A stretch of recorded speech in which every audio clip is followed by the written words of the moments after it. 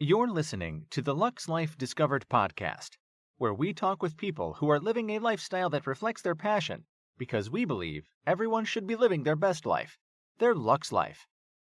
The show is hosted by Rick Steiner with Steiner Event Group, a premier national event planning company, and co-hosted by Shannon Richmond, the Vice President of the Panama City Beach Chamber of Commerce. If you are watching on YouTube, be sure to hit the subscribe button and the bell to get notifications of future episodes.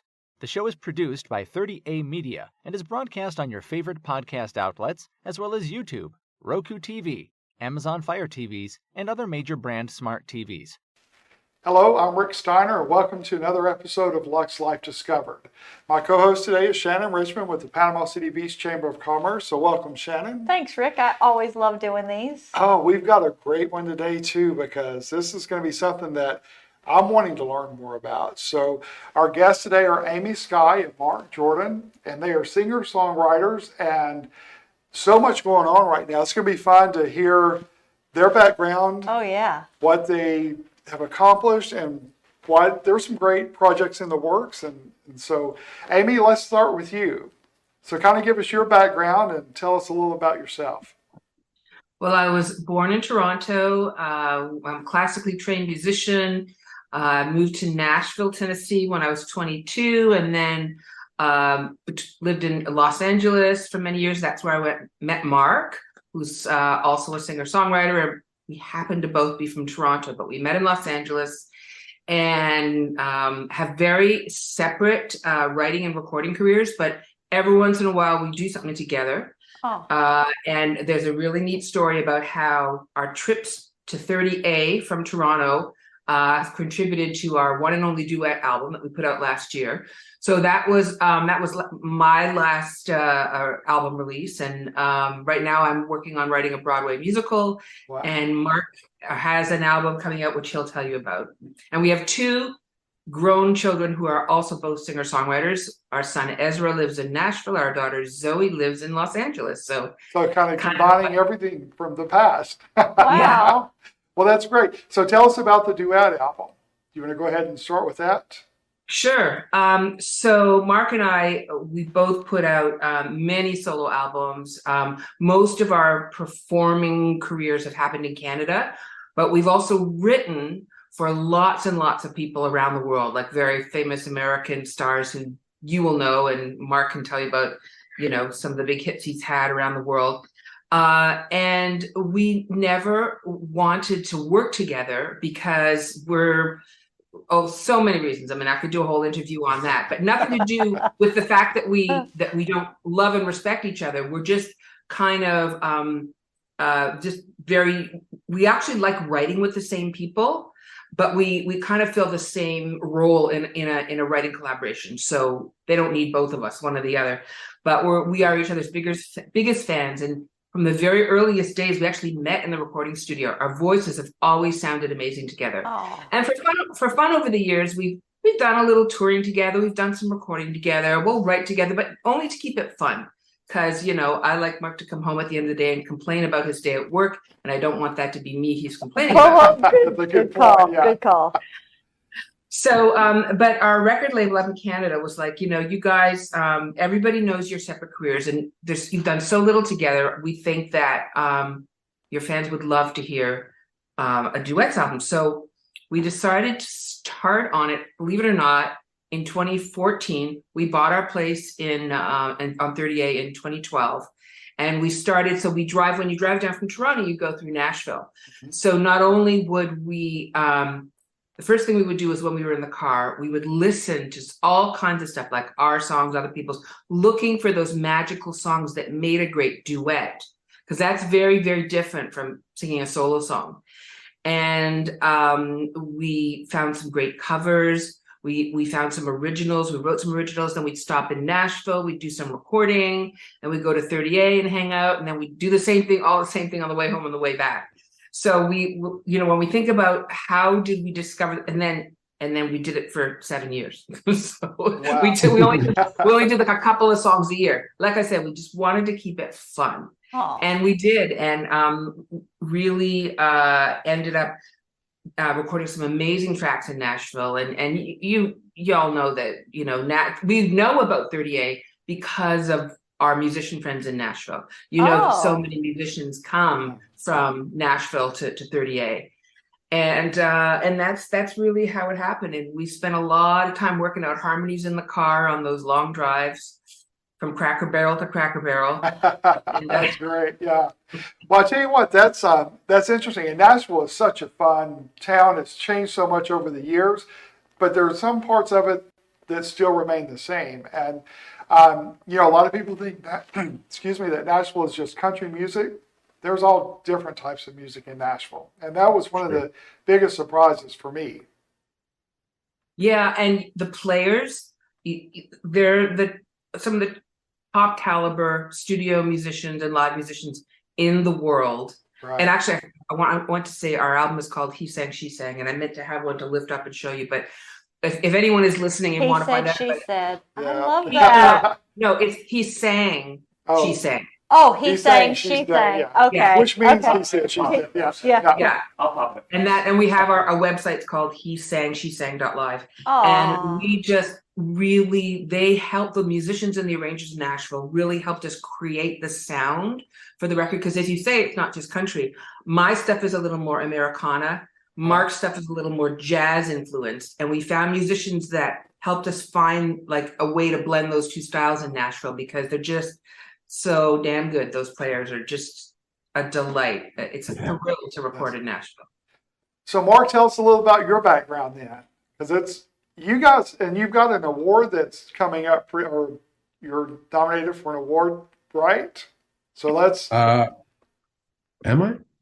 We just had our what is equivalent to the Grammys here. Okay. Yeah. So I was nominated for that. But the duet album, was nominated for Best Adult Contemporary Album. That He Sang, He sang, she sang. I love that.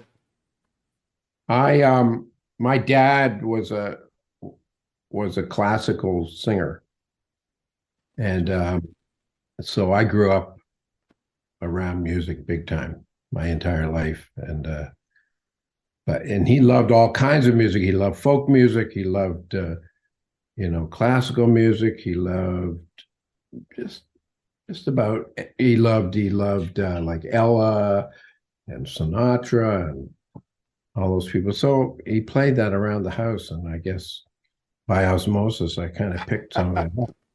Well, you picked it up very well, obviously. So thank you. So being a singer-songwriter, how do you? I think. Well, first of all, I have no musical talent, so that blows my mind anyway. But that's a good start. That's a good start. Well, but when you're writing, I guess when you're writing for other people, of course you don't write the songs necessarily for other people. I guess you do write for other people, but when you're writing a song initially, how do you know if you're writing it for something you want, or you think it would be good for someone else to sing? There are different kinds of ways of doing that business, and there are people that are very good at, if someone says,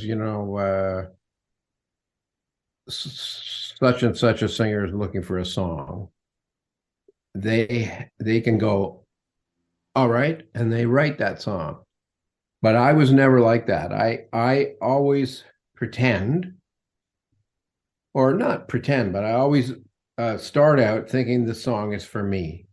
Okay. And that's the only way I can make it truthful and sort of rooted in some kind of experience that the listener will get, So my publishers were very smart, and they figured that out with me early on. And so they just let me write. And then I would hand in my songs, and then they would shop them to, Donna Ross or Cher or Rod Stewart or whoever, and I started getting covers that way. How cool is that? So who was your first major artist that? Donna Ross. Really? Okay. Yeah. Interesting. And I knew she was cutting the song, but I didn't know it was going to be a single. And it's called Pieces of Ice, and it was years ago. And you know, those days I lived in Hollywood, just up in the canyon, and I had an old Oldsmobile convertible, 1968 Oldsmobile with a torn top and just a mess. Proud of it. And I'm literally driving down Hollywood Boulevard, and I hear Diana Ross singing my songs. I absolutely couldn't believe it. I had to pull over. Oh, I bet. Yeah. What an awesome feeling, though, hearing your song for somebody singing it. And that was your very first one? Yeah. And does that feeling is it the same over and over every time you hear someone else sing one of your songs? You know, I've been very lucky. I've had wonderful singers sing my songs.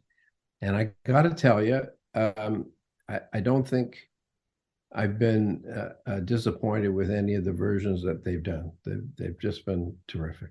Oh. So when you write songs and then you hear somebody sing, like you're talking about a different version, Mm-hmm. is that... Well, everybody has their own style. Right, you know? right, yeah. So I guess that is a good question then. I know you're not disappointed, but do you ever hear somebody sing a style that you're like, I never thought about it like that? Well, none of them have done it radically different, but I've had a couple of covers on Rhythm of My Heart, and the first guy to do it, no kidding, was like a karaoke singer, I think, from a French karaoke singer who lived in Holland. Okay. And I got that version, and I thought, not great. But then Rod did it, and it was great. How? That's interesting. So how do your songs get out there? You write them and give them to your publicist, and then he says, "Oh, so and so's looking for a song. Why don't you listen to this one or try this one?" Is that how it works? The publisher, you hand in your homework. Your homework. Yeah. And they listen to them, and and that's their job, to connect another artist with a song that they believe that this artist can have a hit with. Man. And some of them are very good at doing that, and some aren't, but worked out for Amy and I anyway. But when the right artist comes with the right song, it's right. I just can't even imagine. Yeah. So Amy, what about you? What's one of your greatest moments that stand out for you? Well, I mean, my very first song that I had recorded in Nashville was done by a young 25-year-old redhead from Oklahoma who was putting out her first major label album, and her name was Reba McEntire. Golly.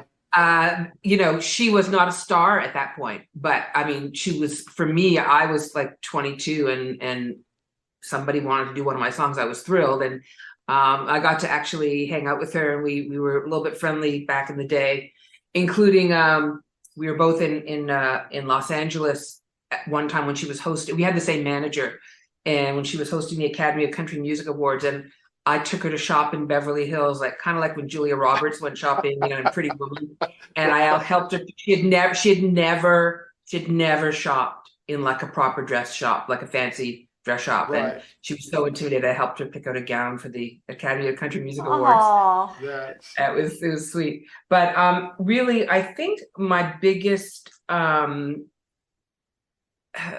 relationship with an artist that's not myself is a very long-term relationship with Olivia Newton-John, who I first wrote with when I was living in LA in 1987, and then we reconnected actually in about 2004. We had stayed in touch, but we just hadn't worked together for a long time. And we started doing projects together, and I actually started producing the records, not just writing the songs with her, which very few people know that not many women produce records. It's kind of like there's not many women movie directors. It's not that they can't, just that nobody asks them, and they don't think to ask. But Olivia's such a generous person, and we were really close friends, and she loved the way I got her voice to sound in the studio, and we wrote amazing stuff together. And I produced about 7 or 8 projects with her, and then the last one we did, very ironically, we recorded it in 2014 and put it out in 2016. It was a trio with me and Olivia and another writer named Beth Nielsen Chapman, who actually just played at the 30A Songwriting Festival in January. Wow. And it was an album of songs about loss and grief. And because Olivia's sister had died in 2013, and my mother had just passed away, and Beth had lost her husband. So it was like a girl group, and we made a record. We made a group called Olivia, Beth, and Amy, and the album was called Live On. And we toured it in Canada, the US, the United Kingdom. And the very last day of the tour, Olivia was re-diagnosed with cancer. And it was, just crazy. She'd been cancer-free for 30 years. And so this was kind of, in such a crazy way, it was like her way of coming to terms with her own mortality and giving people messages of hope. The album was called Live On. And at her funeral in last September, her husband asked me to perform some of the songs from that album. And he in fact shared a video of her singing from one of our concerts. He opened the funeral service with her singing a song we'd written together called Grace and Gratitude, which was really how she felt about her gratitude for having survived cancer the first time. And she truly appreciated every single day. She was one of the most grateful, generous people. And Mark knows, he actually started a film with her. And she just had this amazing, generous, life-affirming attitude. And so that's a really significant body of work. I'm really, really proud of the material that we created together. Wow, that's interesting. Oh, absolutely. So do you guys ever sit around at night sometime and start talking and then try to one-up each other with your connections who you work with? Absolutely. Yes. Whenever Mark's in the doghouse, he reminds me, Cher, Bette Midler, Joe Cocker, and he reminds me that he sold more records than me, and And it worked. And it stays with you, obviously. Absolutely. Listen to him. Absolutely. Yeah. Well, that's interesting because, like I said, this is just like hearing who you've worked with, the what you've done, what you've accomplished is just really impressive. But then you're not finished. What's ahead for you? Well, Mark, why don't you talk about this album, which is it's not even out yet. It's coming out April 21st. He's like, it's not out yet. But two singles are out. Two singles are out, and I'm holding the cover. Oh, here. okay. Yeah, I mean, it's a song. It's mostly songs of mine, and there it is, right there. And it's part of it's done with like it's sort of on the jazzy side of life. Okay. And we had Randy Brecker played trumpet on it, and we used the Prague Symphony on some songs, and so it's a very nice sounding record, beautiful sounding record actually. And it comes out April 21st. Yeah, I'm free.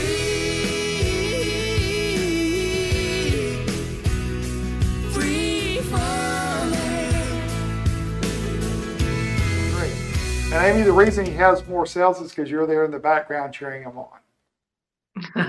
No, he has more sales of songs he's written for other people. Okay. Hey, we're not even going to go there. We're not. I'm totally.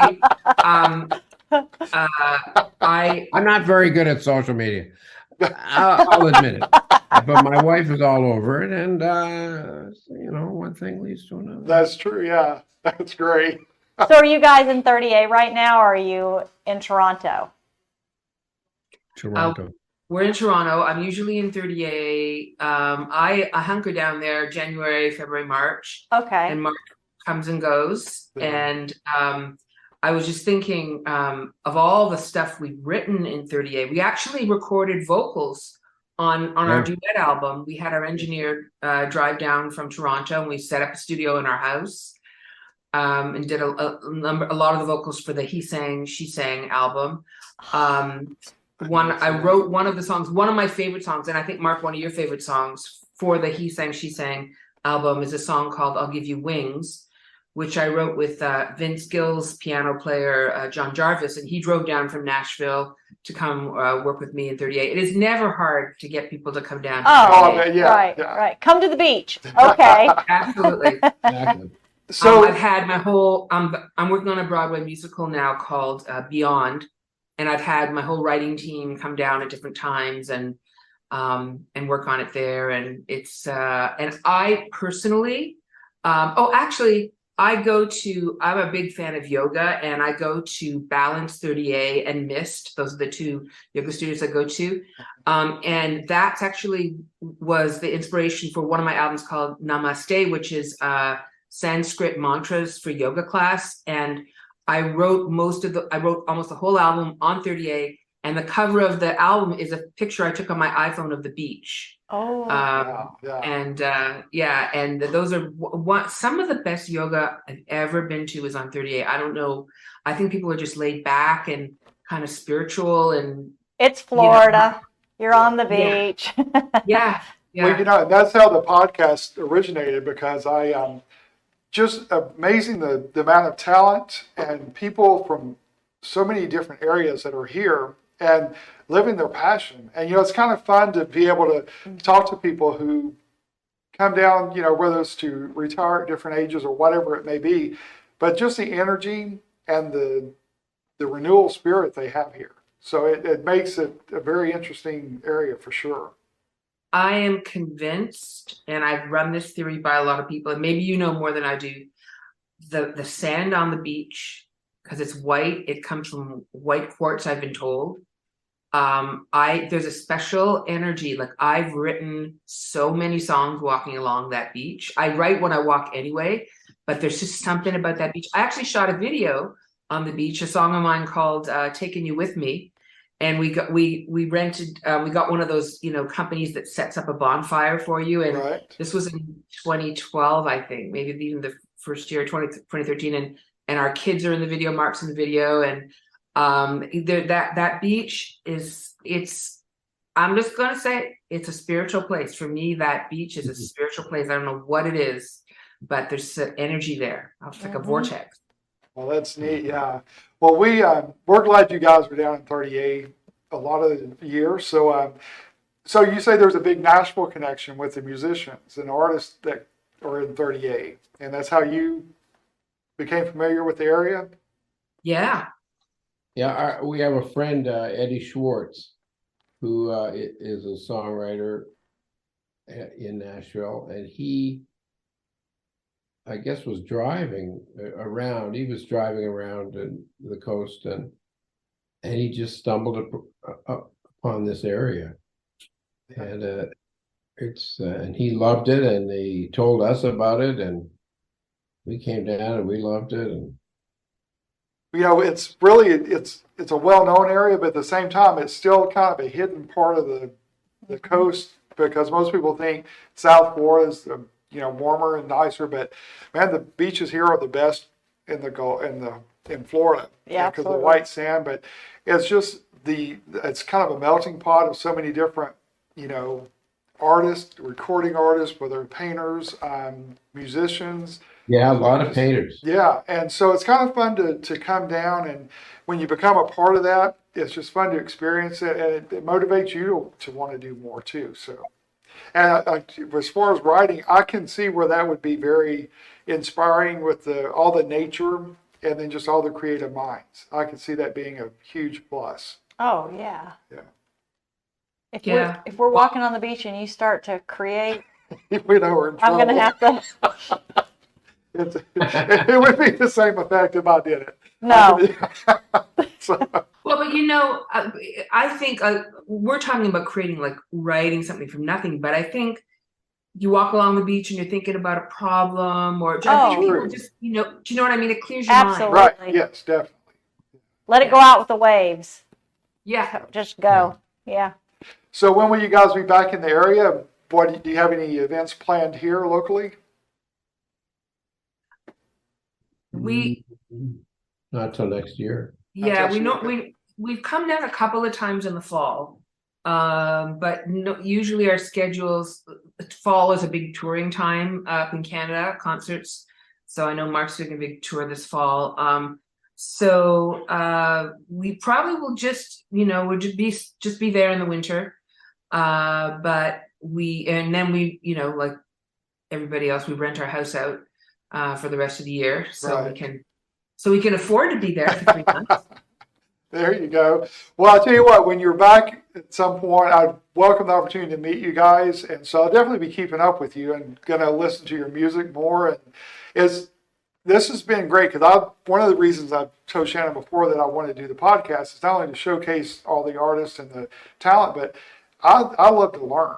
So, this is something totally out of my norm. And so it's fun to hear your perspective on it. And not just that you're singer-songwriters, but you've done it and you're successful, and the major, artists with whom you've worked. And it's just fun to see somebody still so grounded that you can visit with and have fun with. Well, thank you, Rick. And it has occurred to me that it would be great for Mark and I to actually do a concert in maybe in Seaside sometime. And I just when I come down there, it's like my creative retreat, and I don't really think about that. But I saw a poster when I was there, and I was like, you know what? This would probably be a great venue for us. So if you know any concert promoters that want to have us talk to us about putting on a show there, we'd love it. All right, don't say it unless you mean it, because I will start. Oh, 100%. All right, good. 100% we mean it. As long as it's not during the summer. Right. Really, Nothing out I during hear the it's summer. really hot Oh, in it the summer. is. Yes. Yeah. Everybody leaves in the summer that's local. No, I'm just kidding.